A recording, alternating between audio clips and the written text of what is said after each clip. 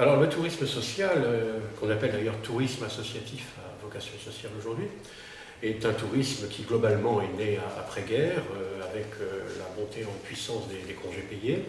Et à cette époque-là, il y avait une aspiration aux loisirs, aux vacances qui était importante de la part du public et des grandes institutions sociales. Et donc le tourisme social, c'est la conjugaison entre effectivement une demande et une offre. Et cette demande, c'était effectivement les classes populaires qui, après-guerre, avaient envie de découvrir le loisir, de voyager.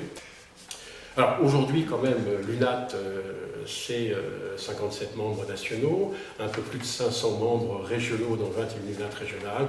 Ça représente à peu près 240 000 lits touristiques et ça représente environ 3,5 millions de journées vacances par an et environ 20 000 équivalents emplois temps plein.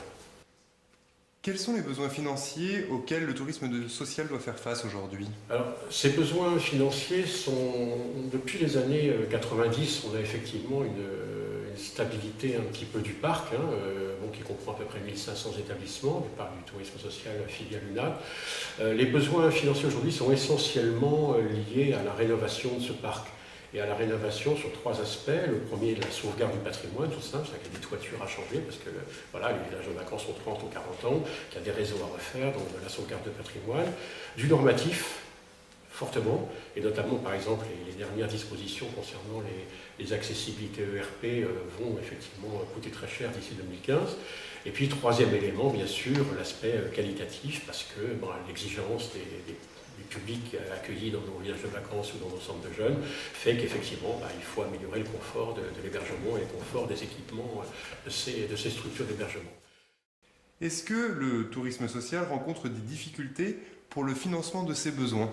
Oui, bien sûr, des difficultés énormes. Bon, premièrement, à cause du désengagement de l'État, qui ne participe plus du tout au financement depuis 2005, plus du tout. Avant, il y avait un plan d'investissement de l'État dans le tourisme social via un plan de rénovation. Aujourd'hui, ce n'est plus le cas, les caisses d'allocation familiale n'interviennent plus, les comités d'entreprise interviennent encore, mais d'une manière très ciblée, et donc globalement, les opérateurs, pour faire face à ces besoins de réhabilitation, ont d'énormes difficultés pour monter les plans de financement.